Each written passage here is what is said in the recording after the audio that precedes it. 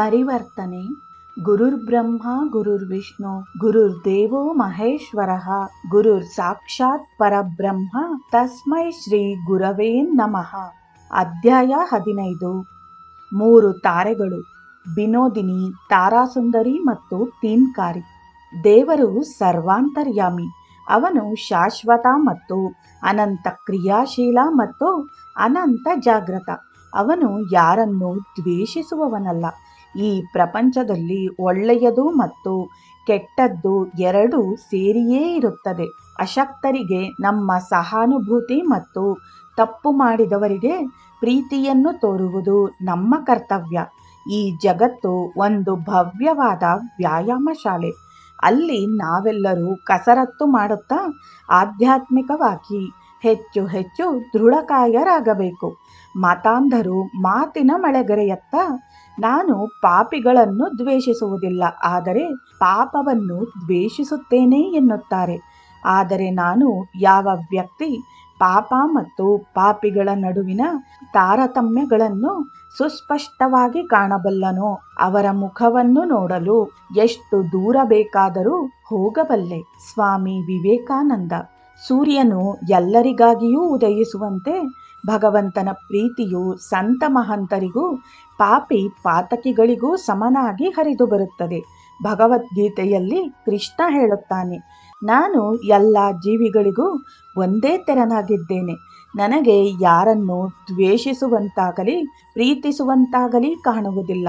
ಪರಮ ಪಾತಕಿಯಾದವನೂ ಕೂಡ ನನ್ನನ್ನು ತದೇಕ ಮನಸ್ಸಿನಿಂದ ಆರಾಧಿಸುತ್ತಾನೆಂದರೆ ಅವನನ್ನು ಸನ್ಮಾರ್ಗಿ ಎಂದೇ ಕರೆಯಬೇಕು.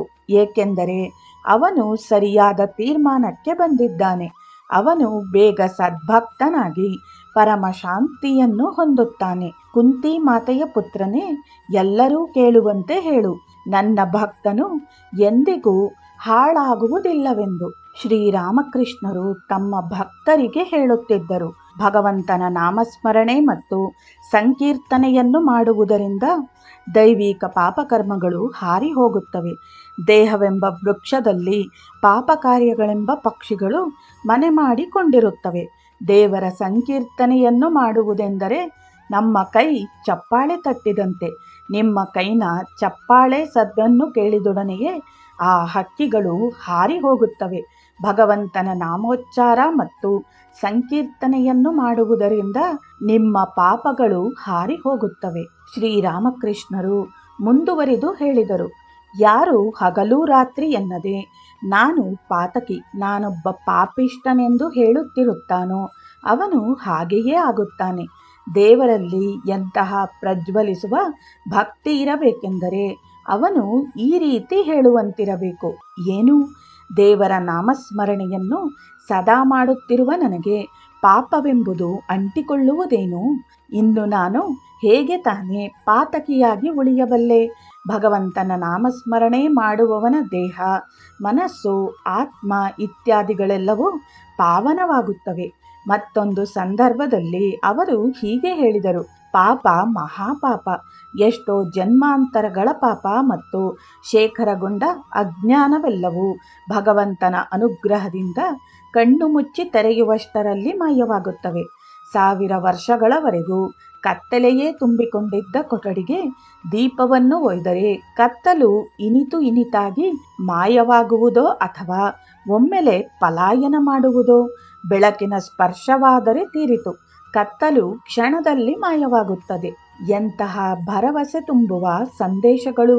ಕೋಲ್ಕತ್ತೆಯ ನಾಟಕ ಜಗತ್ತಿನ 3 ಅನನ್ಯ ತಾರೆಗಳು, ಬಿನೋದಿನಿ, ತಾರಾಸುಂದರಿ ಮತ್ತು ತೀನ್ಕಾರಿ, ಶ್ರೀರಾಮಕೃಷ್ಣರ ಸಂದೇಶಗಳನ್ನು ಕೇಳಿದರು. ದಿ ಸ್ಟಾರ್ ರಂಗಮಂದಿರದಲ್ಲಿ ಪ್ರದರ್ಶನಗೊಂಡ ಗಿರೀಶನ ಪ್ರಸಿದ್ಧ ನಾಟಕ ಚೈತನ್ಯ ಲೀಲಾದಲ್ಲಿ ನಾಯಕ ಪಾತ್ರವನ್ನು ಅಭಿನಯಿಸಿದ ಬಿನೋದಿನಿಯವರಿಗೆ ಆಕೆಯ ಅಭಿನಯವನ್ನು ವೀಕ್ಷಿಸಿದ ಶ್ರೀರಾಮಕೃಷ್ಣರು ಅನುಗ್ರಹಿಸಿ ಆಶೀರ್ವದಿಸಿದರು. ತಾರಾಸುಂದರಿ ಮತ್ತು ತೀನ್ಕಾರಿಯವರು ಶ್ರೀರಾಮಕೃಷ್ಣರನ್ನು ಸ್ವತಃ ಭೇಟಿ ಮಾಡದೇ ಇದ್ದರೂ ಅವರ ಮಾರ್ಗದರ್ಶಕ ನಿರ್ದೇಶಕ ಗಿರೀಶ್ನಿಂದ ಅವರ ಸಂದೇಶವನ್ನು ಕೇಳಿದರು.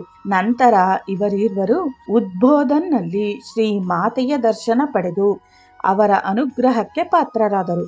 ಸ್ವಾಮಿ ಬ್ರಹ್ಮಾನಂದರು ಮತ್ತು ಮಹಾಸಂಘದ ಇತರ ಸನ್ಯಾಸಿಗಳಿಂದ ಇವರಿರುವರು ತಮ್ಮ ಆಧ್ಯಾತ್ಮಿಕ ಪಥದಲ್ಲಿ ಸಾಧನೆಗೈಯಲು ನೆರವು ಪಡೆದರು. ಒಬ್ಬ ವ್ಯಕ್ತಿಯ ಹುಟ್ಟು ಅವನ ಅದೃಷ್ಟವನ್ನು ಅವಲಂಬಿಸಿದೆ, ಆದರೆ ಅದೇ ಮಾರ್ಗ ವ್ಯಕ್ತಿಯ ಸ್ವಂತ ಜವಾಬ್ದಾರಿಯೇ ಆಗಿದೆ. ಈ 3 ತಾರೆಯರು ಕೋಲ್ಕತ್ತೆಯ ವೇಶ್ಯಾವಾಟಿಕೆಯಲ್ಲಿ ಹುಟ್ಟಿದುದಷ್ಟೇ. ಇವರಿಗೆ ತಮ್ಮ ತಂದೆಯರು ಯಾರೆಂದು ತಿಳಿದಿರಲಿಲ್ಲ. ಇವರುಗಳ ತಾಯಂದಿರು ಜಗತ್ತಿನ ಅತ್ಯಂತ ಹಳೆಯದೆನ್ನುವ ವೃತ್ತಿಯಲ್ಲಿ ತೊಡಗಿದ್ದು ಬಡತನ ಮತ್ತು ಸಂಕಟಗಳ ಜೀವನ ಸಾಗಿಸುತ್ತಿದ್ದವರು. ಮಡಿವಂತ ಸಮಾಜ ಇವರನ್ನು ಕಂಡು ಅಸಹ್ಯ ಪಡುತ್ತಿದ್ದರು. ಅವರು ಸಾಮಾನ್ಯ ಶಿಕ್ಷಣ ಪಡೆದುಕೊಳ್ಳಲು ಸಮಾಜ ಅವಕಾಶ ನೀಡುತ್ತಿರಲಿಲ್ಲ. ಆದರೆ ವಿನೋದಿನಿ, ತಾರಾ ಮತ್ತು ತೀನ್ಕಾರಿಯವರ ಅಭಿಜಾತ ನಟನಾ ಪ್ರತಿಭೆ ಈ ಎಲ್ಲ ಅಡೆತಡೆಗಳನ್ನು ದಾಟುವಂತೆ ಮಾಡಿತು. ಅವರ ಸ್ವಂತ ಹೋರಾಟ, ಪ್ರಾಮಾಣಿಕತೆ, ತಾಳ್ಮೆ ಮತ್ತು ವೃತ್ತಿಯಲ್ಲಿ ಏಕಾಗ್ರತೆ, ಆದಮ್ಯ ವೃತ್ತಿ ಪ್ರೇಮ ಮತ್ತು ಮಹದಾಸೆಗಳು ಅವರನ್ನು ಕೀರ್ತಿಯ ಶಿಖರಕ್ಕೆ ಒಯ್ದು ನಿಲ್ಲಿಸಿದ್ದವು. ಉರಿಯುವ ಬೆಂಕಿಯನ್ನು ಮುಚ್ಚಿಡಲು ಹೇಗೆ ಸಾಧ್ಯವಿಲ್ಲವೋ ಹಾಗೆಯೇ ಮಹಾನ್ ಪ್ರತಿಭೆಯೂ ಸಹ. ಫ್ರೆಂಚ್ ಲೇಖಕ ಫ್ರಾಂಕಾಯಿಸ್ ಲಾ ರೋಷ್ ಫೌಕಾಲ್ಡ್ ಹೀಗೆ ಬರೆದಿದ್ದಾರೆ: ನಮ್ಮ ಬುದ್ಧಿಯ ಆಳದಲ್ಲಿ ನಮ್ಮ ಸಾಮರ್ಥ್ಯ ಮತ್ತು ಪ್ರತಿಭೆಗಳನ್ನು ನಮ್ಮ ಗಮನಕ್ಕೆ ಬಾರದಂತೆ ಮತ್ತು ಕಾಣದಂತೆ ಪ್ರಕೃತಿಯು ಅಡಗಿಸಿ ಇಟ್ಟಿದೆ. ನಮ್ಮ ಉತ್ಕಟ ಅಭಿಲಾಷೆಯೊಂದು ಮಾತ್ರವೇ ಅವುಗಳನ್ನು ಬೆಳಕಿಗೆ ತರಬಲ್ಲದು ಮತ್ತು ಅನೇಕ ವೇಳೆ ಕಲಾ ಮಾಧ್ಯಮ ತೋರ್ಪಡಿಸುವುದಕ್ಕಿಂತ ಮಿಗಿಲಾದ ಸತ್ಯವೋ ಪರಿಪೂರ್ಣವೋ ಆದ ಒಳನೋಟಗಳನ್ನು ಅದು ನೀಡಬಲ್ಲದು. 1870ರ ದಶಕದಲ್ಲಿ ಮಹಿಳೆಯರು ನಾಟಕರಂಗದ ಮೇಲೆ ಸ್ತ್ರೀ ಪಾತ್ರಗಳಲ್ಲಿ ಕಾಣಿಸಿಕೊಳ್ಳಲು ರಂಗಮಂದಿರಗಳ ಮಾಲೀಕರು ಗಣಿಕಾ ಸ್ತ್ರೀಯರನ್ನು ಅಥವಾ ಮುಖ್ಯ ವಾಹಿನಿಯಿಂದ ಹೊರಗುಳಿದಿದ್ದ ಹೆಂಗಸರನ್ನು ಅಭಿನಯ ಕ್ಷೇತ್ರಕ್ಕೆ ಕರೆತಂದರು. ಇದರಿಂದಾಗಿ ಮತಾಂಧರು ಮತ್ತು ಬೂಟಾಟಿಕೆಯ ನೀತಿ ಪಾಠಕರು ರಂಗಮಂದಿರಗಳನ್ನು ಬಹಿಷ್ಕರಿಸಿದರು. ಆದರೆ ಉದಾರವಾದಿಗಳು ಈ ಕ್ರಮಕ್ಕೆ ತಮ್ಮ ಬೆಂಬಲ ನೀಡುತ್ತಾ ಈ ಮೂಲಕ ಭಾರತೀಯ ಕಲೆ ಮತ್ತು ಸಂಸ್ಕೃತಿಯನ್ನು ಪ್ರಚುರಪಡಿಸಲು ಇದು ಒಂದು ಅದ್ಭುತ ಮಾಧ್ಯಮ ಎಂದು ಭಾವಿಸಿದರು. ಗಿರೀಶನ ಚೈತನ್ಯ ಲೀಲಾ ನಾಟಕ ಬಂಗಾಳಿ ನಾಟಕ ಕ್ಷೇತ್ರದಲ್ಲಿ ಒಂದು ಕ್ರಾಂತಿಯನ್ನೇ ಉಂಟು ಮಾಡಿತು. ಶ್ರೀರಾಮಕೃಷ್ಣರು ಈ ನಾಟಕ ನೋಡಲು ಬಂದಂತೆ ನವದ್ವೀಪದ ಮಡಿವಂತ ವೈಷ್ಣವರು ಗಿರೀಶನ ರಂಗಮಂದಿರಕ್ಕೆ ನಾಟಕ ನೋಡಲು ಬರತೊಡಗಿದರು. ಈ ಸಂದರ್ಭದಲ್ಲಿ ಈ 3 ಅಭಿನೇತ್ರಿಯರಷ್ಟೇ ಏಕೆ ಗಿರೀಶ್ಗೆ ಪ್ರಮುಖರಾದರು ಎಂದು ಕೇಳಬಹುದು. ಒಬ್ಬ ರತ್ನಪಡಿ ವ್ಯಾಪಾರಿ ಒಂದು ರತ್ನದ ಬೆಲೆಯನ್ನು ಹೇಗೆ ಅರಿಯಬಲ್ಲನೋ ಹಾಗೆ ವಿನೋದಿನಿ, ತಾರಾಸುಂದರಿ ಮತ್ತು ತೀನ್ಕಾರಿಯವರು ತಾರುಣ್ಯದಲ್ಲಿದ್ದಾಗಲೇ ಅವರ ಅಭಿಜಾತ ಪ್ರತಿಭೆಯನ್ನು ಗಿರೀಶ್ ಅರಿತುಕೊಂಡಿದ್ದನು. ಈ 3ರನ್ನು ಆತ ತನ್ನ ಸ್ವಂತ ಹೆಣ್ಣು ಮಕ್ಕಳನ್ನು ಪ್ರೀತಿಸುವಂತೆಯೇ ಪ್ರೀತಿಸುತ್ತಿದ್ದನು. ಅವರನ್ನು ಆ ಕತ್ತಲ ಜಗತ್ತಿನಿಂದ ರಕ್ಷಣೆ ಮಾಡಿದನು. ಅವರಲ್ಲಿ ಆತ್ಮಗೌರವವನ್ನು ಮತ್ತು ಆತ್ಮವಿಶ್ವಾಸವನ್ನು ಪ್ರಜ್ವಲಿಸುವಂತೆ ಮಾಡಿದನು. ಅವರನ್ನು ಮಹಾನ್ ಅಭಿನೇತ್ರಿಯರನ್ನಾಗಿ ತರಬೇತಿಗೊಳಿಸಿದನು. ಈ ಮೂಲಕ ತಾನು ಸೃಷ್ಟಿಸಿದ ತನ್ನ ನಾಟಕಗಳಲ್ಲಿನ ಪ್ರಮುಖ ಸ್ತ್ರೀ ಪಾತ್ರಗಳ ಪರಿಪೂರ್ಣತೆಯ ಕಲ್ಪನೆಗೆ ಹೊಸ ಆಯಾಮ ನೀಡಿದನು. ಇವರನ್ನು ಬಂಗಾಳಿ ನಾಟಕರಂಗದ ಮೇಲೆ ಅನಾವರಣಗೊಳಿಸಿ ಪ್ರಖ್ಯಾತರನ್ನಾಗಿ ಮಾಡಿದನು. ಕೊನೆಯದಾಗಿ ಅವರು ತಮ್ಮಲ್ಲಿದ್ದ ಆಧ್ಯಾತ್ಮಿಕ ಅಭಿಪ್ಸೆಯನ್ನು ಜಾಗೃತಗೊಳಿಸಿಕೊಳ್ಳಲು ಪ್ರೋತ್ಸಾಹಿಸಿ ಅವರನ್ನು ಶ್ರೀರಾಮಕೃಷ್ಣರಿಗೆ, ಶ್ರೀಮಾತೆಯರಿಗೆ ಮತ್ತು ಅವರ ಶಿಷ್ಯವರ್ಗಕ್ಕೆ ಪರಿಚಯ ಮಾಡಿಕೊಟ್ಟನು. ಹೀಗೆ ಸ್ವತಂತ್ರರಾದ ಅಭಿನೇತ್ರಿಯರು ಗಿರೀಶ್ ಸೃಷ್ಟಿಯ ಸ್ತ್ರೀ ಪಾತ್ರಗಳಿಗೆ ಜೀವ ತುಂಬಿದರು. ನಾಟಕ ಮಂದಿರಗಳ ಮಾಲೀಕರಿಗೆ ಹೆಚ್ಚು ಆದಾಯ ಬರುವಂತೆ ಮಾಡಿದರು. ತಮ್ಮ ಆರ್ಥಿಕ ಸ್ಥಿತಿಯನ್ನು ಸುಧಾರಿಸಿಕೊಂಡರು. ಹೀಗೆ ಅವರು ತಮ್ಮತನವನ್ನು ಕಂಡುಕೊಂಡರು. ಜೊತೆಗೆ ತಮ್ಮ ಗುರು ಗಿರೀಶ್ಗೆ ಅಪಾರ ಕೀರ್ತಿ ಬರಲು ಕಾರಣರಾದರು. ತಮ್ಮ ಅಭಿನಯದ ಮೂಲಕ ಭಾರತೀಯ ಕಲೆ ಮತ್ತು ಸಂಸ್ಕೃತಿಗೆ ಪ್ರಚಾರ ಸಿಗುವಂತೆ ಮಾಡಿದರು. ತಮ್ಮ ಪ್ರತಿಭೆಯ ಮೂಲಕ ಅಪಾರ ಸಂಖ್ಯೆಯ ಪ್ರೇಕ್ಷಕರಿಗೆ ಸಂತೋಷ ಉಂಟು ಮಾಡಿ ರಂಗಮಂದಿರ ತುಂಬಿ ತುಳುಕಲು ಕಾರಣವಾದರು. ಹೀಗಾಗಿ ಸ್ತ್ರೀಯರು ನಾಟಕ ರಂಗದ ಮೇಲೆ ಕಾಣಿಸಿಕೊಳ್ಳಬಾರದು ಎಂಬ ನಿರ್ಬಂಧನೆಯನ್ನು ಮುರಿದರು. ತಮ್ಮ ಈ ಹಲವು ಬಗೆಯ ಕೊಡುಗೆಯಿಂದಾಗಿ ಜನರ ಮೆಚ್ಚುಗೆಗೆ ಪಾತ್ರರಾದರು ಮತ್ತು ತಮ್ಮ ಪ್ರತಿಭೆಗೆ ಸಿಗಬೇಕಿದ್ದ ಪ್ರೀತಿ ಮತ್ತು ಗೌರವಗಳನ್ನು ಸಂಪಾದಿಸಿಕೊಂಡರು. ಈ 3 ಮಂದಿ ತಾರೆಯರ ಜೀವನ ಚರಿತ್ರೆಗಳನ್ನು ಅಂದಿನ ವಿದ್ವಾಂಸರು, ಪ್ರಾಧ್ಯಾಪಕರು ಮತ್ತು ಕಲಾ ವಿಮರ್ಶಕರೂ ಆಗಿದ್ದ ಉಪೇಂದ್ರನಾಥ್ ವಿದ್ಯಾಭೂಷಣ್ ಅವರು ಬರೆದಿದ್ದಾರೆ. ಈ ವಿಚಾರವಾಗಿ ನಾವು ಉಪೇಂದ್ರನಾಥ್ ಅವರಿಗೆ ಆಭಾರಿಗಳಾಗಿರಬೇಕು, ಏಕೆಂದರೆ ಅವರು ಈ ಮೂವರ ವೃತ್ತಿ ಬದುಕನ್ನು ಮತ್ತು ನಟನೆಯ ಪ್ರೌಢತೆಯನ್ನು ಹತ್ತಿರದಿಂದ ನೋಡಿದ್ದವರು. ಇದರ ಜೊತೆಗೆ ಅವರು 19ನೆಯ ಶತಮಾನದ ಕೊನೆಯ ಭಾಗದ ಮತ್ತು 20ನೆಯ ಶತಮಾನದ ಮೊದಲನೇ ಭಾಗದ ಬಂಗಾಳಿ ರಂಗಭೂಮಿಯ ಇತಿಹಾಸವನ್ನು ಬರೆದವರು. ಈ ಅಧ್ಯಾಯ ವಿನೋದಿನಿ, ತಾರಾಸುಂದರಿ ಮತ್ತು ತೀನ್ಕಾರಿಯವರನ್ನು ಕುರಿತಂತೆ ಅವರ ಅಭಿಪ್ರಾಯ ಮತ್ತು ಅನಿಸಿಕೆಗಳನ್ನು ಅವಲಂಬಿಸಿದೆ. ರೋಮ್ ನಗರ ಒಂದು ದಿನದಲ್ಲಿ ನಿರ್ಮಾಣವಾದುದಲ್ಲ. ವಿನೋದಿನಿ, ತಾರಾಸುಂದರಿ ಮತ್ತು ತೀನ್ಕಾರಿಯವರು ಒಳ್ಳೆಯ ಅಭಿನೇತ್ರಿಯರಾಗಲು ಸಮಯ ತೆಗೆದುಕೊಂಡಿತು. ಅಭಿಜಾತ ಪ್ರತಿಭೆ ಎಂಬುದು ಸ್ವಾಭಾವಿಕವೂ ಮತ್ತು ದೇವರು ನೀಡಿದ ವರವೂ ಆಗಿರುತ್ತದೆ. ಆದರೆ ಇದು ವಿಕಾಸಗೊಂಡು ಹೊರಹೊಮ್ಮಲು ಪ್ರೋತ್ಸಾಹ, ಅವಿರತ ತರಬೇತಿ ಮತ್ತು ಶಿಕ್ಷಣದ ಅವಶ್ಯಕತೆ ಇರುತ್ತದೆ. ಒಂದು ಚೂರು ಇದ್ದಿಲನ್ನು ಅನಂತ ಕಾಲದವರೆಗೆ ತೊಳೆದರೂ ಅದು ಕಪ್ಪಾಗಿಯೇ ಉಳಿಯುವಂತೆ ಎಷ್ಟೇ ಪ್ರಯತ್ನ ಮಾಡಿದರೂ ಒಬ್ಬ ದಡ್ಡನನ್ನು ಪ್ರತಿಭಾಪೂರ್ಣನನ್ನಾಗಿ ಮಾಡಲಾಗದು. ಕೆಲವರು ನಟರು ಮತ್ತು ನಟಿಯರು ತಮ್ಮ ಪಾತ್ರಗಳ ಸಂಭಾಷಣೆಯನ್ನು ನೆನಪಿಟ್ಟುಕೊಳ್ಳುತ್ತಾರಷ್ಟೆ.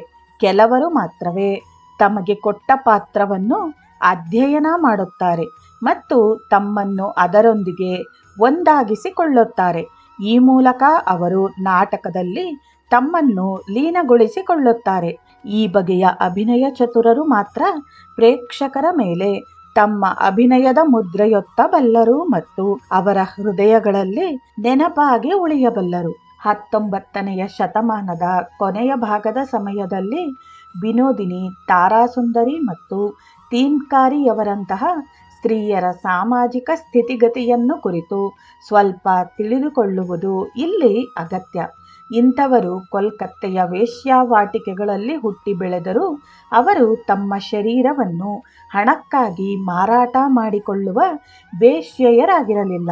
ಬದಲಾಗಿ ಅವರು ಸಿರಿವಂತ ಪುರುಷರ ಗೆಳತಿಯರಾಗಿದ್ದರು.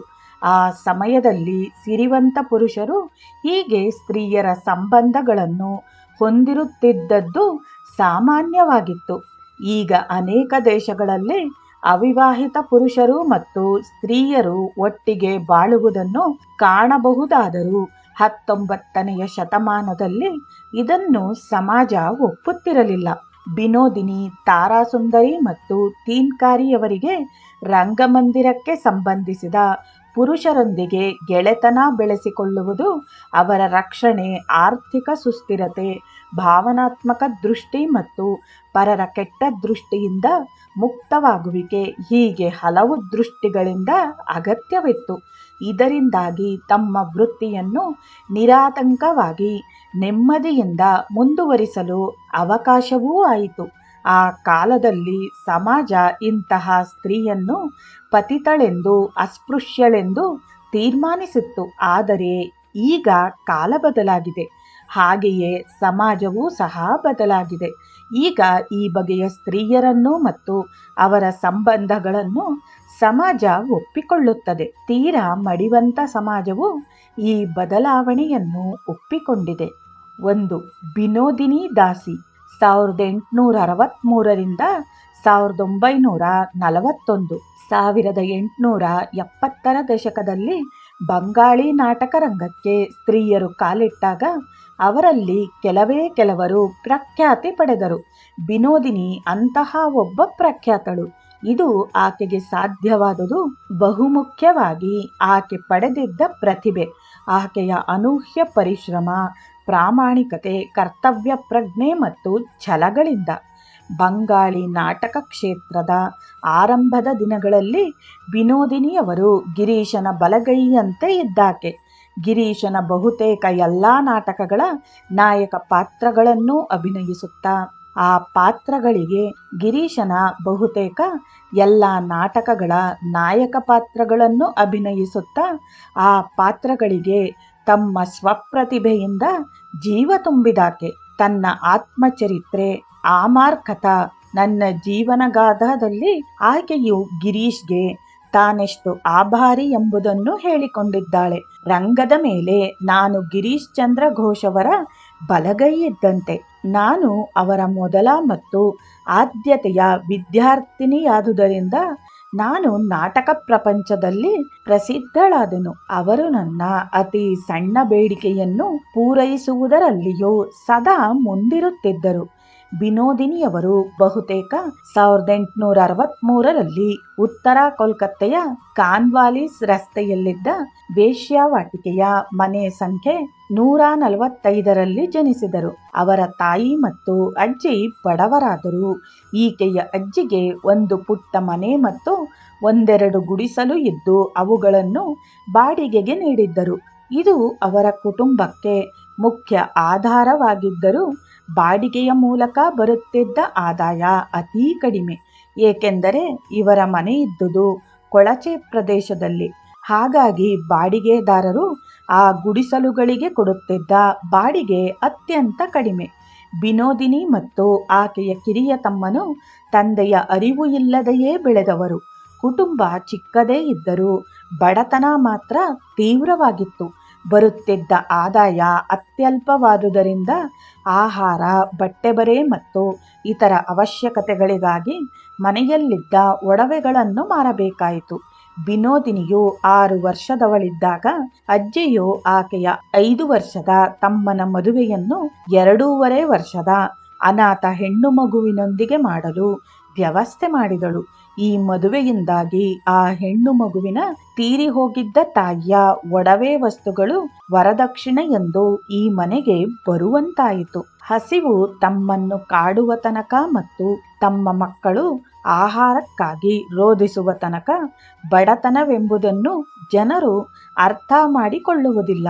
ವಿನೋದಿನಿಯ ಅಜ್ಜಿ ಮತ್ತು ತಾಯಿಯು ಬಡತನವನ್ನು ಸಹಿಸದಾದರು. ಮದುವೆಯಾಗಿ ಬಂದ ಬಾಲವಧುವಿನ ಒಡವೆಗಳನ್ನು ಆಹಾರಕ್ಕಾಗಿ ಒಂದೊಂದನ್ನೇ ಮಾರತೊಡಗಿದರು. ಹಿಂದೂ ಸಂಪ್ರದಾಯ ಕುಟುಂಬಗಳಲ್ಲಿ ವಧುವಿಗೆ ಸೇರಿದ ಒಡವೆಗಳು ಎಂದರೆ ಅವು ಆಕೆಗೆ ಒಂದು ರೀತಿಯ ವಿಮೆಯ ಭದ್ರತೆ ಇದ್ದಂತೆ. ಆದರೆ ಅವುಗಳನ್ನು ತುರ್ತು ಸಂದರ್ಭಗಳಲ್ಲಿ ಮಾರುವ ಆಲೋಚನೆಯೇ ಹೊರತು ದೈನಂದಿನ ಜೀವನೋಪಾಯಕ್ಕಲ್ಲ. ಒಂದು ದಿನ ವಿನೋದಿನಿಯ ತಾಯಿಯು ನೆರೆಮನೆಯ ಸಮಾರಂಭಕ್ಕೆಂದು ಹೋಗಿದ್ದು ಅಲ್ಲಿ ತನ್ನ ಮಕ್ಕಳಿಗಾಗಿ ಒಂದಿಷ್ಟು ಸಿಹಿ ತಿಂಡಿ ಬೇಕೆಂದು ಬೇಡಿಕೊಂಡಳು. ಜಿಪುಣ ನೆರೆಮನೆಯಾಕೆ ಒಂದಿಷ್ಟು ಹಳಸಲು ಸಿಹಿ ತಿಂಡಿಯನ್ನು ಕೊಟ್ಟಳು. ಒಂದು ತುಂಡು ಸಂದೇಶವನ್ನು ತಿನ್ನಲು ಅರ್ಧ ಗಂಟೆ ಬೇಕಾಯಿತು ಎಂದು ಮುಂದೆ ವಿನೋದಿನಿ ನೆನಪಿಸಿಕೊಂಡಿದ್ದಾಳೆ. ವಿನೋದಿನಿಯು ತನ್ನ ತಮ್ಮನು ತೀರಿ ಹೋದ ಸಂದರ್ಭವನ್ನು ಕಣ್ಣಿಗೆ ಕಟ್ಟುವಂತೆ ಬರೆದಿದ್ದಾಳೆ. ನನ್ನ ಸಹೋದರ ಚಿಕ್ಕ ವಯಸ್ಸಿನಲ್ಲೇ ನಿರ್ಗತಿಗಳಾದ ತಾಯಿಯನ್ನು ಮತ್ತು ದಾರಿದ್ರ್ಯವೇ ತುಂಬಿದ್ದ ನನ್ನ ಮನೆಯನ್ನು ಬಿಟ್ಟು ತೀರಿ ಹೋದನು. ನನ್ನ ಅಜ್ಜಿ ಮತ್ತು ತಾಯಿ ಇದರಿಂದಾಗಿ ಸಂಪೂರ್ಣ ಹತಾಶರಾದರು. ಅವನಿಗೆ ಔಷಧೋಪಚಾರ ಮಾಡಿಸಲು ನಮ್ಮಲ್ಲಿ ಹಣವಿರಲಿಲ್ಲ. ಹಾಗಾಗಿ ಅವನನ್ನು ಸಮೀಪದ ಧರ್ಮಾರ್ಥವಾಗಿ ನಡೆಯುತ್ತಿದ್ದ ಆಸ್ಪತ್ರೆಗೆ ಒಯ್ದೆವು. ನಾವಿಬ್ಬರು ಚಿಕ್ಕ ಹುಡುಗಿಯರು ಮನೆಯಲ್ಲಿ ಉಳಿದೆವು. ನಮಗೆ ನಮ್ಮ ಮನೆಯ ಪಕ್ಕದವರೇ ಆದ ದಯಾಮೂರ್ತಿ ಮಹಿಳೆಯೊಬ್ಬರು ಊಟ ತಿಂಡಿ ಕೊಟ್ಟರು ಮತ್ತು ಆಕೆಯೇ ನಮ್ಮ ಅಜ್ಜಿ ಮತ್ತು ತಾಯಿಗೆ ಊಟ ಕೊಡಲೆಂದು ನಮ್ಮೊಂದಿಗೆ ಆಸ್ಪತ್ರೆಗೆ ಬರತೊಡಗಿದರು. ಕೆಲವು ದಿನ ಆಕೆಯೇ ಆಸ್ಪತ್ರೆಯಲ್ಲಿ ಉಳಿದುಕೊಂಡು ಅಜ್ಜಿ ತಾಯಿಯರನ್ನು ಮನೆಗೆ ಕಳುಹಿಸುತ್ತಿದ್ದರು. ಅವರು ಮನೆಯಿಂದ ವಾಪಸ್ಸು ಆಸ್ಪತ್ರೆಗೆ ಬಂದಾಗ ನಮ್ಮನ್ನು ಜೊತೆಯಲ್ಲಿ ಮನೆಗೆ ಕರೆದೊಯ್ಯುತ್ತಿದ್ದರು. ಈ ಮಹಿಳೆ ನಿಜಕ್ಕೂ ಉದಾರಿ ಮತ್ತು ಆಶ್ಚರ್ಯವೆಂಬಂತೆ ಧಾರಾಳಿ. ನಮಗಷ್ಟೇ ಅಲ್ಲ, ಬೇರೆಯವರಿಗೂ ಈಕೆ ಹಾಗೆಯೇ. ನನ್ನ ತಮ್ಮ ಆಸ್ಪತ್ರೆಯಲ್ಲಿ ತೀರಿಕೊಂಡನು. ಆ ದೃಶ್ಯ ನನ್ನ ಕಣ್ಣ ಮುಂದೆ ಈಗಲೂ ಕಟ್ಟಿದಂತಿದೆ. ಅವನ ಪರಿಸ್ಥಿತಿ ಗಂಭೀರವಾದಾಗ ನಾವುಗಳೆಲ್ಲರೂ ಆಸ್ಪತ್ರೆಯಲ್ಲೇ ಇದ್ದೆವು. ನನ್ನ ಅಜ್ಜಿಗೆ ಆತನೆಂದರೆ ಬಹಳ ಅಕ್ಕರೆ. ಆಕೆ ಈ ಹಿಂದೆ ಕೇಳಿದ್ದೇನೆಂದರೆ, ಈ ಧರ್ಮಾರ್ಥ ಆಸ್ಪತ್ರೆಯಲ್ಲಿ ಸತ್ತವರನ್ನು ಸಂಸ್ಕಾರ ಮಾಡಲು ಕೊಡದೆ ಪ್ರಯೋಗಕ್ಕಾಗಿ ಶವವನ್ನು ಕತ್ತರಿಸಲು ಇಟ್ಟುಕೊಳ್ಳುತ್ತಾರೆಂದು. ಹಾಗಾಗಿ ನನ್ನ ತಮ್ಮ ತೀರಿ ಹೋದ ಕೂಡಲೇ ಅವನ ಶವವನ್ನು ಆಕೆ ಬಾಚಿ ತನ್ನ ಎದೆಗೆ ತಬ್ಬಿಕೊಂಡು ಹಿಡಿದಿದ್ದಳು.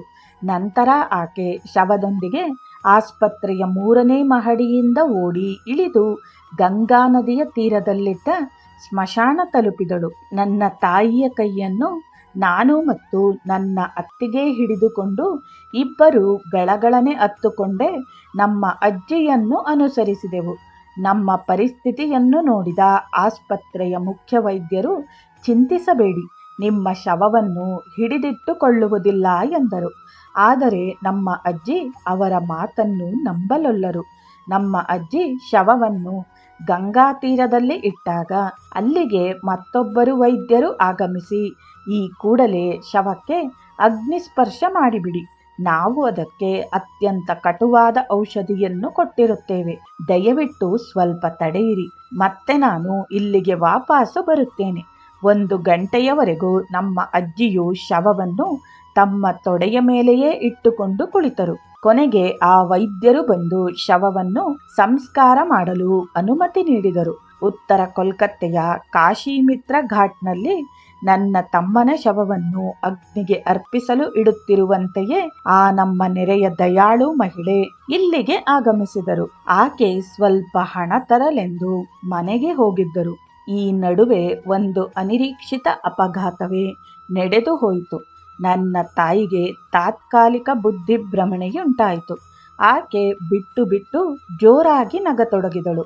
ನಮ್ಮ ಅಜ್ಜಿ ಮತ್ತು ಆ ದಯಾಳು ಮಹಿಳೆ ಸಂಸ್ಕಾರದ ಸಿದ್ಧತೆಯಲ್ಲಿ ತೊಡಗಿಕೊಂಡಿದ್ದಾಗ ನನ್ನ ತಾಯಿ ಗಂಗಾ ನದಿಗೆ ಇಳಿದು ಸೊಂಟದ ತನಕ ನೀರು ಬರುವಂತಹ ಆಳಕ್ಕೆ ನಡೆದು ಹೋದಳು. ನಾನು ಆಕೆಯ ಸೆರಗನ್ನು ಹಿಡಿದು ಅತ್ತು ಕೂಗಿಕೊಂಡೆನು. ನಾನು ಮಾಡಿದ ಶಬ್ದವನ್ನು ಕೇಳಿ ಅಲ್ಲಿಗೆ ಓಡಿ ಬಂದ ಅಜ್ಜಿ ಇನ್ನೇನು ಮುಳುಗಿ ಹೋಗಲಿದ್ದ ನನ್ನ ತಾಯಿಯನ್ನು ರಕ್ಷಿಸಿದರು. ಈ ಘಟನೆಯ ನಂತರ ನನ್ನ ತಾಯಿ ಬಹುಕಾಲ ಅರ್ಧ ಬುದ್ಧಿಭ್ರಮ ಸ್ಥಿತಿಯಲ್ಲಿಯೇ ಇದ್ದರು. ಆಕೆ ಅಳುತ್ತಿರಲಿಲ್ಲ, ಬದಲಾಗಿ ಆಗಾಗ್ಗೆ ನಗುತ್ತಿದ್ದರು. ನನ್ನ ಅಜ್ಜಿ ಆಕೆಯ ಬಗ್ಗೆ ತುಂಬಾ ಎಚ್ಚರಿಕೆಯಿಂದ ಇದ್ದರು. ತೀರಿ ಹೋದ ಮಗನನ್ನು ಕುರಿತು ಆಕೆಯೊಂದಿಗೆ ಮಾತನಾಡಲು ಯಾರನ್ನೂ ಬಿಡುತ್ತಿರಲಿಲ್ಲ.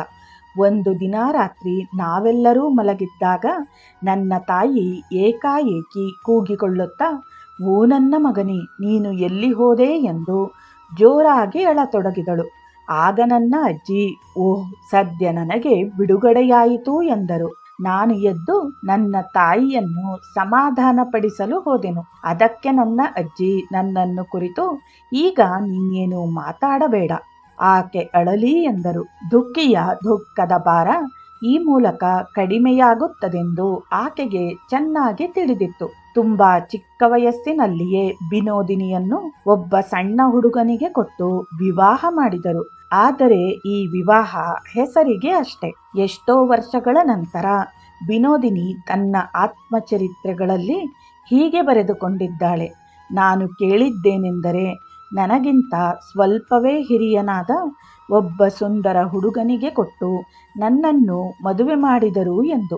ಆ ಹುಡುಗ ನನ್ನ ತಮ್ಮ ಮತ್ತು ತಮ್ಮನ ಹೆಂಡತಿ ಸೇರಿಕೊಂಡು ನೆರೆಹೊರೆ ಮಕ್ಕಳೊಂದಿಗೆ ನಾವು ಆಟವಾಡುತ್ತಿದ್ದುದು ನನಗೆ ಈಗಲೂ ನೆನಪಿದೆ. ಜನರು ಈ ಸುಂದರ ಹುಡುಗನನ್ನೇ ನನ್ನ ಗಂಡನೆಂದು ಹೇಳುತ್ತಿದ್ದರು. ಆದರೆ ಕೆಲವು ದಿವಸಗಳ ನಂತರ ಅವನನ್ನು ನಾನು ನೋಡಲೇ ಇಲ್ಲ. ಆತನ ಚಿಕ್ಕಮ್ಮ ಅವನನ್ನು ನಮ್ಮಿಂದ ದೂರ ಕರೆದೊಯ್ದಳೆಂದು ಮತ್ತು ಅವನನ್ನು ನಮ್ಮ ಬಳಿಗೆ ಬರಲು ಬಿಡುತ್ತಿರಲಿಲ್ಲವೆಂದು ಹೇಳುತ್ತಿದ್ದುದನ್ನು ನಾನು ಕೇಳಿದ್ದೇನೆ. ನಂತರ ಅವನು ಬೇರೊಂದು ಮದುವೆಯಾದನೆಂದು ತಿಳಿಯಿತು. ನನ್ನ ಅಜ್ಜಿಯೂ ಅವನನ್ನು ನಮ್ಮ ಮನೆಯಲ್ಲೇ ಇಟ್ಟುಕೊಳ್ಳಲು ಆಸೆ ಪಟ್ಟಿದ್ದರು. ಏಕೆಂದರೆ ಅವನೂ ನಮ್ಮಂತೆಯೇ ಬಡ ಕುಟುಂಬದಲ್ಲಿ ಹುಟ್ಟಿದ್ದವನು. ಪ್ರತಿಭಾನ್ವಿತಳ ಸೃಜನಶೀಲ ಮನಸ್ಸಿನಲ್ಲಿ ಕ್ರಿಯಾಶೀಲ ಶಕ್ತಿ ಜಾಗೃತವಾಗಿದ್ದು ಆಕೆಯ ಧಮನಿಗಳಲ್ಲಿ ಅದು ಸದಾ ಹರಿಯುತ್ತಿರುತ್ತದೆ. ಹುಟ್ಟಿನಿಂದ ಬಳುವಳಿಯಾಗಿ ಬಂದ ಈ ಚಡಪಡಿಕೆ ಮತ್ತು ಜ್ಞಾನದ ಹಸಿವು ಪುಟ್ಟ ಹುಡುಗಿ ವಿನೋದಿನಿಯನ್ನು ಸುಮ್ಮನೆ ಕೂರಲು ಬಿಡದೆ ಕಾನ್ವಾಲಿಸ್ ರಸ್ತೆಯಲ್ಲಿದ್ದ ಒಂದು ಉಚಿತ ಶಾಲೆಗೆ ಸೇರಿಕೊಳ್ಳಲು ಪ್ರೇರೇಪಿಸಿತು. ಅಲ್ಲಿ ಆಕೆ ಓದಿ ಬರೆಯುವುದನ್ನು ಮತ್ತು ಒಂದಿಷ್ಟು ಇಂಗ್ಲಿಷ್ ಮಾತನಾಡುವುದನ್ನು ಕಲಿತುಕೊಂಡಳು. ತನ್ನ ಜಾತಿಯ ಮಹಿಳೆಯರ ರೀತಿ ನೀತಿಗಳನ್ನು ಗಮನಿಸುತ್ತಾ ಬಂದಿದ್ದ ಈಕೆ ಸೌಂದರ್ಯ ಮತ್ತು ಯೌವನ ಬಹುಕಾಲ ಉಳಿಯುವಂಥದ್ದಲ್ಲವೆಂಬುದನ್ನು ಅರಿತು ತನ್ನಲ್ಲಿದ್ದ ಕಲಾ ಪ್ರತಿಭೆಯನ್ನು ಬೆಳೆಸಿ ವಿಸ್ತರಿಸಿಕೊಳ್ಳುವೆಡೆ ಗಮನ ಹರಿಸಿದಳು. ವಿನೋದಿನಿ ಬರೆಯುತ್ತಾಳೆ, ನಾನು 9 ವರ್ಷದವಳಿದ್ದಾಗ ಗಂಗಾಮಣಿ ಎಂಬ ಹೆಸರಿನ ಒಬ್ಬಾಕೆ ಇಟ್ಟಿಗೆಯಿಂದ ಕಟ್ಟಿದ್ದ ನಮ್ಮ ಮನೆಯ ಒಂದೇ ಕೊಠಡಿಗೆ ಬಂದು ಸೇರಿಕೊಂಡಳು. ಆಕೆಗೆ ತಂದೆ ತಾಯಿಯರಾರೂ ಇರಲಿಲ್ಲ. ಹಾಗಾಗಿ ನನ್ನ ಅಜ್ಜಿ ಮತ್ತು ಅಮ್ಮ ಆಕೆಯನ್ನು ತಮ್ಮ ಮಕ್ಕಳಂತೆಯೇ ನೋಡಿಕೊಂಡರು. ಗಂಗಾ ಮತ್ತು ನಾನು ತುಂಬಾ ಹತ್ತಿರದ ಗೆಳತಿಯರಾದೆವು. ಗಂಗಾ ಒಬ್ಬ ಅಪರೂಪದ ಹಾಡುಗಾರ್ತಿ. ಈಕೆಯೂ ಮುಂದೆ ದ ಸ್ಟಾರ್ ರಂಗಮಂದಿರದಲ್ಲಿ ಪ್ರಸಿದ್ಧ ಅಭಿನೇತ್ರಿಯಾದಳು. ಆಕೆ ಬಹಳ ವಿನೀತಳು, ಸಹೃದಯಳು ಮತ್ತು ನಮ್ಮ ಕುಟುಂಬಕ್ಕೆ ಯಾವಾಗಲೂ ಋಣಿಯಾಗಿದ್ದವಳು. ನನ್ನ ಅಜ್ಜಿ ನನಗೆ ಹಾಡುವುದನ್ನು ಕಲಿಸಲು ಆಕೆಯನ್ನು ನೇಮಿಸಿದಳು. ಕೆಲವರು ಪುರುಷರು ಆಕೆ ಹಾಡುವುದನ್ನು ಕೇಳಲು ಕ್ರಮವಾಗಿ ಬರುತ್ತಿದ್ದರು. ವಿನೋದಿನಿಯು ಅವರಿಗೆ ಪರಿಚಯವಾದಳು. ಗಂಗಾಮಣಿ ಅವರಿಗೆ ವಿನೋದಿನಿಯ ಬಡತನದ ಹಿನ್ನೆಲೆಯನ್ನು ಕುರಿತು ಹೇಳಲಾಗಿ ಅವರೂ ಸಹ ಈ ಪುಟ್ಟ ಸುಂದರ ಹುಡುಗಿಯ ಬಗ್ಗೆ ಅಕ್ಕರೆ ತೋರತೊಡಗಿದರು. ಸಂಗೀತದ ಪಾಠಗಳನ್ನು ಮರೆತು ವಿನೋದಿನಿಯು ಆ ಗಂಡಸರ ಕಥೆಗಳನ್ನು ಕೇಳಲು ಆಸೆ ಪಡುತ್ತಿದ್ದಳು. ಹೀಗೆ ಕೇಳುತ್ತಿದ್ದ ವಿನೋದಿನಿಯ ಆಸಕ್ತಿಯು ಮುಂದೆ ಆಕೆ ಯಶಸ್ವಿ ನಟಿಯಾಗಲು ಸಹಕರಿಸಿತು. ಜೊತೆಗೆ ಆಕೆ ನಮಗೆ ಸೇರಿದ್ದ ಬಾಡಿಗೆ ಮನೆಗಳಲ್ಲಿ ವಾಸಿಸುತ್ತಿದ್ದ ಸ್ತ್ರೀ ಪುರುಷರನ್ನು ಗಮನಿಸುತ್ತಿದ್ದಳು. ವಿವಾಹವಾಗದೇ ಇದ್ದರೂ ಪತಿ ಪತ್ನಿಯರಂತೆಯೇ ಜೊತೆಯಲ್ಲಿ ಬಾಳುತ್ತಿದ್ದರು. ಕೆಲವು ವೇಳೆ ಅವರು ಜಗಳವಾಡುತ್ತಿದ್ದರು. ಆದರೆ ಸ್ವಲ್ಪ ಹೊತ್ತಿನಲ್ಲೇ ನಗುತ್ತಾ ತಮಾಷೆ ಮಾಡುತ್ತಾ ಜೊತೆಯಲ್ಲಿ ಕುಳಿತು ಊಟ ಮಾಡುತ್ತಿದ್ದರು. ವಿನೋದಿನಿ ಬರೆಯುತ್ತಾಳೆ, ನಾನಾಗ ವಯಸ್ಸಿನಲ್ಲಿ ಚಿಕ್ಕವಳು. ಅವರ ರೀತಿ ನೀತಿಗಳನ್ನು ನೋಡಿ ಭಯ ಮತ್ತು ಆಶ್ಚರ್ಯಗಳಿಂದ ವಿಸ್ಮಿತಳಾಗುತ್ತಿದ್ದೆನು. ಆದರೆ ಅವರ ಜೀವನ ಕ್ರಮ ನನಗೆ ಸಹನೆಯಾಗುತ್ತಿರಲಿಲ್ಲ. ನಾನು ಜೀವನದಲ್ಲಿ ಎಂದೂ ಇಂತಹ ಕೀಳುಮಟ್ಟಕ್ಕೆ ಇಳಿಯಬಾರದೆಂದು ಆಲೋಚಿಸುತ್ತಿದ್ದೆನು. ಆದರೆ ದೇವರು ನನ್ನ ತಲೆಯ ಮೇಲೂ ಒಂದು ದಪ್ಪನಾದ ಕಪ್ಪನೆಯ ಮೋಡವನ್ನು ತೇಲಿಬಿಟ್ಟಿದ್ದಾನೆ ಎಂಬುದನ್ನು ಅರಿಯದಾದೆನು. ಪೂರ್ಣಚಂದ್ರ ಮುಖ್ಯೋಪಾಧ್ಯಾಯ್ ಮತ್ತು ಬ್ರಜನಾಥ್ ಸೇಠ್ ಅವರು ಗಂಗಾಮಣಿಯ ಸಂಗೀತವನ್ನು ಇಷ್ಟಪಡುತ್ತಿದ್ದು ಅವರು ಆಕೆಯಲ್ಲಿಗೆ ಆಗಾಗ ಬರುತ್ತಿದ್ದರು. ಒಂದು ದಿನ ವಿನೋದಿನಿಯವರು ಸೀತಾರ್ ಬಿಬಾಹ್ ಎಂಬ ಸಂಗೀತ ನಾಟಕವನ್ನು ಸಿದ್ಧಪಡಿಸಿ ರಂಗಕ್ಕೆ ತರಲು ಯೋಜನೆ ಹಾಕಿದ್ದಾರೆಂದು ಅವರಾಡುವ ಮಾತುಗಳಿಂದ ಕೇಳಿ ತಿಳಿದುಕೊಂಡಳು. ಗಂಗಾಮಣಿಯಿಂದ ಅವರು ವಿನೋದಿನಿಯ ಕುಟುಂಬದ ಬಡತನವನ್ನು ಕುರಿತು ಸಂಪೂರ್ಣ ತಿಳಿದುಕೊಂಡಿದ್ದು ಆಕೆಯ ಅಜ್ಜಿಗೆ ಹೀಗೆ ಹೇಳಿದರು, ನೀವೀಗ ಆರ್ಥಿಕ ಮುಗ್ಗಟ್ಟಿನಲ್ಲಿ ಸಿಲುಕಿಕೊಂಡಿದ್ದೀರೆಂದು ತಿಳಿದು ಬಂದಿತು. ನೀವೇಕೆ ನಿಮ್ಮ ಮೊಮ್ಮಗಳು ರಂಗಮಂದಿರದಲ್ಲಿ ಅಭಿನಯಿಸಲು ಅವಕಾಶ ಕೊಡಬಾರದು? ಸದ್ಯಕ್ಕೆ ಅವಳಿಗೆ ಖರ್ಚಿಗೆ ಒಂದಿಷ್ಟು ಹಣ ಸಿಗುತ್ತದೆ. ತರಬೇತಿಯ ನಂತರ ಒಳ್ಳೆಯ ನಟಿಯಾಗಿ ಸಂಬಳ ಪಡೆಯಲು ಅರ್ಹಳಾಗುತ್ತಾಳೆ. ಅದಕ್ಕೆ ವಿನೋದಿನಿಯ ಅಜ್ಜಿ ಹೇಳಿದರು, ಸ್ವಾಮಿ, ನೀವು ಕೇಳಿದ್ದಕ್ಕೆ ತಕ್ಷಣವೇ ಉತ್ತರಿಸಲಾರೆ. ನನಗೆ ಸ್ವಲ್ಪ ಸಮಯ ಕೊಡಿ. ನಮ್ಮವರೊಂದಿಗೆ ಮಾತನಾಡುತ್ತೇನೆ. ನಂತರ 1-2 ದಿನಗಳಲ್ಲೇ ನಿಮಗೆ ಏನೆಂದು ತಿಳಿಸುತ್ತೇನೆ. ವಿನೋದಿನಿ ಬರೆಯುತ್ತಾಳೆ, ನನ್ನ ಅಜ್ಜಿಯು ಈ ವಿಚಾರವಾಗಿ 3-4 ಜನರೊಂದಿಗೆ ಮಾತಾಡಿದಳು. ನಂತರ ಪೂರ್ಣಬಾಬು ಅವರ ಪ್ರಸ್ತಾವನೆಯನ್ನು ಒಪ್ಪಿಕೊಂಡರು. ಆ ಕಾಲದಲ್ಲಿ 2 ನಾಟಕ ಮಂದಿರಗಳಿದ್ದವು. ಭುವನ್ ಮೋಹನ್ ನಿಯೋಗಿಯವರ ದಿ ಗ್ರೇಟ್ ನ್ಯಾಷನಲ್ ಥಿಯೇಟರ್ ಮತ್ತು ಶರಶ್ಚಂದ್ರ ಘೋಷ್ ಅವರ ದಿ ಬೆಂಗಾಲ್ ಥಿಯೇಟರ್. ನಂತರ ನನ್ನನ್ನು ಪೂರ್ಣಬಾಬು ಅವರು ಕರೆದುಕೊಂಡು ಹೋಗಿ ದಿ ಗ್ರೇಟ್ ನ್ಯಾಷನಲ್ ಥಿಯೇಟರ್ನಲ್ಲಿ ತಿಂಗಳಿಗೆ 10 ರೂಪಾಯಿಗಳ ಸಂಬಳದ ಮೇಲೆ ಸೇರಿಸಿಕೊಂಡರು. ವಿನೋದಿನಿಗೆ ಆಗ 10 ವರ್ಷ ವಯಸ್ಸು. ಅವಳ ಹೊಸ ಜೀವನ ಆರಂಭವಾಯಿತು. ಕೊಳಚೆ ಪ್ರದೇಶದಿಂದ ನಿರ್ಗಮಿಸಿ ಕೋಲ್ಕತ್ತೆಯ ಸುಖ ತರುವ ರಂಗಮಂದಿರದ ಜೀವನವನ್ನು ತಲುಪಿತು. ಈ ನೂತನ ಪರಿಸರದಲ್ಲಿ ಆಕೆ ನಟನೆಯನ್ನು ಕುರಿತ ಪಾಠಗಳನ್ನು ಕಲಿಯತೊಡಗಿದಳು. ಅವು ಅವಳಿಗೆ ಹೊಸದಾದವುಗಳೇ, ಆದರೆ ಆಕೆ ತುಂಬ ಆಸಕ್ತಿ ಹೊಂದಿದ್ದು ಅವುಗಳನ್ನು ಸುಲಭವಾಗಿ ಕಲಿಯತೊಡಗಿದಳು. ಆಕೆ ಅದನ್ನು ಶಾಪ ಎಂದು ಬಗೆಯದೆ ಅದು ಆಶೀರ್ವಾದ ಎಂದೇ ಅದನ್ನು ಸ್ವೀಕರಿಸಿದಳು. ಆಕೆ ಬರೆಯುತ್ತಾಳೆ, ನಮ್ಮ ಕುಟುಂಬದ ಬಡತನದ ನೆನಪು ಬಂದಾಗಲೆಲ್ಲ ಹೇಗಾದರೂ ಮಾಡಿ ಅದನ್ನು ನಿವಾರಣೆ ಮಾಡಬೇಕೆಂದು ಬಯಸುತ್ತಿದ್ದೆ. ನನ್ನ ತಾಯಿಯ ದುಃಖ ತುಂಬಿದ ಮುಖ ಎದುರು ಕಾಣಿಸಿಕೊಂಡಾಗಲೆಲ್ಲ ನಟನೆಯನ್ನು ಇನ್ನೂ ಉತ್ತಮಪಡಿಸಿಕೊಳ್ಳಬೇಕೆಂಬ ಛಲ ಉತ್ಕಟವಾಗುತ್ತಿತ್ತು. ಆ ಸಮಯದ ದಿ ನ್ಯಾಷನಲ್ ಥಿಯೇಟರ್ನಲ್ಲಿ 4 ಮಂದಿ ಪ್ರಸಿದ್ಧ ಅಭಿನೇತ್ರಿಯರಿದ್ದರು.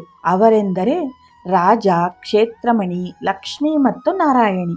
ನಾನು ಆಗಾಗ ಎಷ್ಟು ಬೇಗ ಇವರಂತೆ ಪ್ರಸಿದ್ಧ ಅಭಿನೇತ್ರಿಯಾದೇನೆಂದು ಕಲ್ಪಿಸಿಕೊಳ್ಳುತ್ತಿದ್ದೆನು. ನನ್ನ ಹರಿದು ಹೋದ ಬಟ್ಟೆಗಳನ್ನು ನೋಡಿ ರಾಜ ಅವರು 2 ಅರ್ಧ ತೋಳಿನ ಚೀಟಿ ಬಟ್ಟೆಯ ಲಂಗವನ್ನು ಕೊಂಡು ತಂದು ನನಗೆ ಕೊಟ್ಟರು. ನನಗೆ ಅತೀವ ಆನಂದವಾಯಿತು. ಆ ಚಳಿಗಾಲದಲ್ಲಿ ಆ 2 ಲಂಗಗಳು ನನ್ನನ್ನು ಬೆಚ್ಚಗೆಟ್ಟಿದ್ದವು. ವಿನೋದಿನಿಯವರು ದ ಗ್ರೇಟ್ ನ್ಯಾಷನಲ್ ಥಿಯೇಟರ್ಗೆ ಸೇರಿದಾಗ ಅಲ್ಲಿ ಬೇಣಿ ಸಂಘಾರ್ ಎಂಬ ಮಹಾಭಾರತವನ್ನು ಆಧರಿಸಿದ ನಾಟಕದ ಕಲಿಕಾ ಪ್ರಯೋಗ ನಡೆಯುತ್ತಿತ್ತು. ರಂಗಮಂದಿರದ ವ್ಯವಸ್ಥಾಪಕರು, ನಿರ್ದೇಶಕರು ಇನ್ನೂ ಮುಂತಾದವರು ತಮ್ಮಲ್ಲಿಯೇ ಚರ್ಚಿಸಿ ವಿನೋದಿನಿಗೆ ರಾಣಿ ದ್ರೌಪದಿಯ ಆತ್ಮಸಖಿಯಾಗಿರುವ ಒಂದು ಪುಟ್ಟ ಪಾತ್ರವನ್ನು ಕೊಟ್ಟರು. ಈ ಪಾತ್ರದಲ್ಲಿ ಆಕೆ ಕೇವಲ 1-2 ವಾಕ್ಯಗಳನ್ನಷ್ಟೇ ಮಾತನಾಡುವುದಿದ್ದು ವಿನೋದಿನಿ ಅವುಗಳನ್ನು ನೆನಪಿಗೆ ತಂದುಕೊಂಡಳು. ಕಲಿಕೆಯ ಅಂತಿಮ ಪ್ರಯೋಗವನ್ನು ರಂಗದ ಮೇಲೆ ಅಭಿನಯಿಸಿ ತೋರಬೇಕಾದ ದಿನದವರೆಗೂ ಆಕೆಗೆ ಯಾವುದೇ ಅಂಜಿಕೆ ಇರಲಿಲ್ಲ. 1874 ಡಿಸೆಂಬರ್ 12 ಆ ದಿನ ಬಂದೇ ಬಿಟ್ಟಿತು. ವಿನೋದಿನಿ ದಾಖಲಿಸುತ್ತಾರೆ, ನಾನು ಆ ದಿನ ರಂಗದ ಮೇಲಕ್ಕೆ ಬಂದು ಪ್ರೇಕ್ಷಕರನ್ನು ಎದುರಿಸಿದಾಗ ನನ್ನಲ್ಲುಂಟಾದ ಆತಂಕವನ್ನು ಮಾತಿನಲ್ಲಿ ಹಿಡಿದಿಡಲಾರೆ. ರಂಗವನ್ನು ಬೆಳಗುತ್ತಿದ್ದ ಜಾಜ್ವಾಲ್ಯಮಾನವಾದ ಆ ದೀಪಗಳು ಮತ್ತು ರಂಗದ ಮೇಲಕ್ಕೆ ದೃಷ್ಟಿ ನೆಟ್ಟು ಉತ್ತೇಜನಗೊಂಡು ಸಂಭ್ರಮದಿಂದ ನೋಡುತ್ತಿದ್ದ ಪ್ರೇಕ್ಷಕರ ನೋಟಗಳು ಒಟ್ಟಾಗಿ ನನ್ನೊಳಗೆ ತಳಮಳ ಉಂಟು ಮಾಡಿದವು. ದೇಹದಲ್ಲಿ ಬೆವರು ಕಿತ್ತುಕೊಂಡಿತು. ಹೃದಯ ವೇಗವಾಗಿ ಬಡಿದುಕೊಳ್ಳತೊಡಗಿತು ಮತ್ತು ನನ್ನ ಕಾಲುಗಳು ಕಂಪಿಸತೊಡಗಿದವು. ಆದರೆ ಅಲ್ಲಿಯೇ ಇದ್ದ ನಿರ್ದೇಶಕರು ನನ್ನನ್ನು ಪ್ರೋತ್ಸಾಹಿಸಿದರು. ನಾನೊಬ್ಬಳು ಬಡ ಹುಡುಗಿ. ಹಿಂದೆಂದೂ ನಾನು ಈ ಬಗೆಯ ಕಾರ್ಯವನ್ನು ನಿರ್ವಹಿಸಿದವಳಲ್ಲ. ನಾನು ಚಿಕ್ಕವಳಾಗಿದ್ದಾಗ ನನ್ನ ತಾಯಿ ನಿನಗೆ ಹೆದರಿಕೆಯಾದಾಗ ಹರಿಯನ್ನು ಸ್ಮರಣೆ ಮಾಡಿಕೋ ಎಂದು ಹೇಳುತ್ತಿದ್ದರು. ದೇವರನ್ನು ಸ್ಮರಿಸುತ್ತಲೇ ರಂಗದ ಮೇಲಕ್ಕೆ ಹೋದೆನು. ನಾನು ನೆನಪಿನಲ್ಲಿ ಇಟ್ಟುಕೊಂಡಿದ್ದ ಆ ಮಾತುಗಳನ್ನು ನಿರ್ದೇಶಕರು ಹೇಳಿಕೊಟ್ಟಿದ್ದಂತೆ ಸೂಕ್ತ ಅಭಿನಯದೊಂದಿಗೆ ಮನದುಂಬಿ ಹೇಳಿದೆನು. ನಾನು ರಂಗದಿಂದ ನಿರ್ಗಮಿಸುವಾಗ ಪ್ರೇಕ್ಷಕರು ಚಪ್ಪಾಳೆ ತಟ್ಟುತ್ತಾ ಗದ್ದಲ ಮಾಡಿ ಸಂತೋಷಪಟ್ಟರು. ನನ್ನ ಶರೀರ ಭಯಕ್ಕೋ ಅಥವಾ ಉದ್ವೇಗಕ್ಕೋ ಆಗಲೂ ಕಂಪಿಸುತ್ತಿತ್ತು. ನಾನು ಪ್ರಸಾಧನಾ ಕೊಠಡಿಗೆ ಹಿಂತಿರುಗಿದ ಕೂಡಲೇ ನಿರ್ದೇಶಕರು ಮತ್ತು ಅಲ್ಲಿದ್ದವರು ಬೆನ್ನು ತಟ್ಟಿದರು. ಆ ಸಮಯದಲ್ಲಿ ಮೆಚ್ಚುಗೆ ಎಂದರೆ ಏನೆಂದೇ ನನಗೆ ತಿಳಿದಿರಲಿಲ್ಲ. ಹಾಗಾಗಿ ಅಲ್ಲಿದ್ದವರು ನನ್ನ ಅಭಿನಯವನ್ನು ಪ್ರೇಕ್ಷಕರು ಮೆಚ್ಚಿಕೊಂಡಿದ್ದಾರೆಂದು ವಿವರಿಸಿದರು. ವಿನೋದಿನಿ ದಾಖಲಿಸುತ್ತಾರೆ, ನಾನು ಆ ದಿನ ರಂಗದ ಮೇಲಕ್ಕೆ ಬಂದು ಪ್ರೇಕ್ಷಕರನ್ನು ಎದುರಿಸಿದಾಗ ನನ್ನಲ್ಲುಂಟಾದ ಆತಂಕವನ್ನು ಮಾತಿನಲ್ಲಿ ಹಿಡಿದಿಡಲಾರೆ. ರಂಗವನ್ನು ಬೆಳಗುತ್ತಿದ್ದ ಜ್ವಾಜಾಲ್ಯಮಾನವಾದ ಆ ದೀಪಗಳು ಮತ್ತು ರಂಗದ ಮೇಲಕ್ಕೆ ದೃಷ್ಟಿ ನೆಟ್ಟು ಉತ್ತೇಜನಗೊಂಡು ಸಂಭ್ರಮದಿಂದ ನೋಡುತ್ತಿದ್ದ ಪ್ರೇಕ್ಷಕರ ನೋಟಗಳು ಒಟ್ಟಾಗಿ ನನ್ನೊಳಗೆ ತಳಮಳ ಉಂಟು ಮಾಡಿದವು. ದೇಹದಲ್ಲಿ ಬೆವರು ಕಿತ್ತುಕೊಂಡಿತು. ಹೃದಯ ವೇಗವಾಗಿ ಬಡಿದುಕೊಳ್ಳತೊಡಗಿತು ಮತ್ತು ನನ್ನ ಕಾಲುಗಳು ಕಂಪಿಸತೊಡಗಿದವು. ಆದರೆ ಅಲ್ಲಿಯೇ ಇದ್ದ ನಿರ್ದೇಶಕರು ನನ್ನನ್ನು ಪ್ರೋತ್ಸಾಹಿಸಿದರು. ನಾನೊಬ್ಬಳು ಬಡ ಹುಡುಗಿ. ಹಿಂದೆಂದೂ ನಾನು ಈ ಬಗೆಯ ಕಾರ್ಯವನ್ನು ನಿರ್ವಹಿಸಿದವಳಲ್ಲ. ನಾನು ಚಿಕ್ಕವಳಾಗಿದ್ದಾಗ ನನ್ನ ತಾಯಿ ನಿನಗೆ ಹೆದರಿಕೆಯಾದಾಗ ಹರಿಯನ್ನು ಸ್ಮರಣೆ ಮಾಡಿಕೋ ಎಂದು ಹೇಳುತ್ತಿದ್ದರು. ದೇವರನ್ನು ಸ್ಮರಿಸುತ್ತಲೇ ರಂಗದ ಮೇಲಕ್ಕೆ ಹೋದೆನು. ನಾನು ನೆನಪಿನಲ್ಲಿ ಇಟ್ಟುಕೊಂಡಿದ್ದ ಆ ಮಾತುಗಳನ್ನು ನಿರ್ದೇಶಕರು ಹೇಳಿಕೊಟ್ಟಿದ್ದಂತೆ ಸೂಕ್ತ ಅಭಿನಯದೊಂದಿಗೆ ಮನದುಂಬಿ ಹೇಳಿದೆನು. ನಾನು ರಂಗದಿಂದ ನಿರ್ಗಮಿಸುವಾಗ ಪ್ರೇಕ್ಷಕರು ಚಪ್ಪಾಳೆ ತಟ್ಟುವ ಗದ್ದಲ ಮಾಡಿ ಸಂತೋಷಪಟ್ಟರು. ನನ್ನ ಶರೀರ ಭಯಕ್ಕೋ ಅಥವಾ ಉದ್ವೇಗಕ್ಕೋ ಆಗಲೂ ಕಂಪಿಸುತ್ತಿತ್ತು. ನಾನು ಪ್ರಸಾಧನಾ ಕೊಠಡಿಗೆ ಹಿಂತಿರುಗಿದ ಕೂಡಲೇ ನಿರ್ದೇಶಕರು ಮತ್ತು ಅಲ್ಲಿದ್ದವರು ಬೆನ್ನು ತಟ್ಟಿದ್ದರು. ಆ ಸಮಯದಲ್ಲಿ ಮೆಚ್ಚುಗೆ ಎಂದರೆ ಏನೆಂದೇ ನನಗೆ ತಿಳಿದಿರಲಿಲ್ಲ.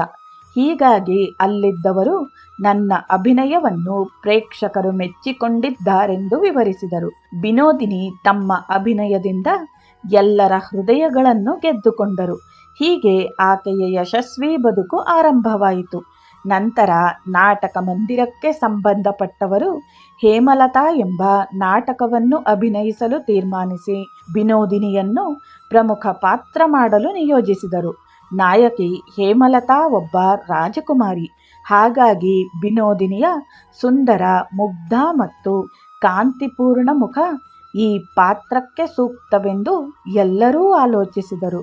ಆಕೆ ಒಂದಿಷ್ಟು ತರಬೇತಿ ಮತ್ತು ಸೂಕ್ತ ಅಲಂಕಾರಗಳನ್ನಷ್ಟೇ ಮಾಡಬೇಕಿತ್ತು.